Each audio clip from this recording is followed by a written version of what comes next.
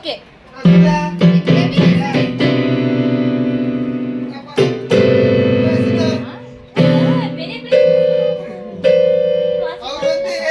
அதெல்லாம் நீ பண்ணாதப்பா.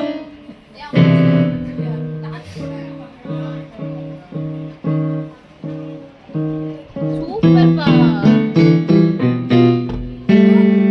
பாட்டு பாடப்பு.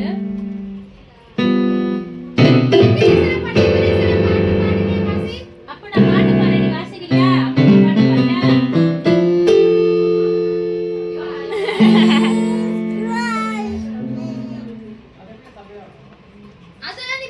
மொட்டை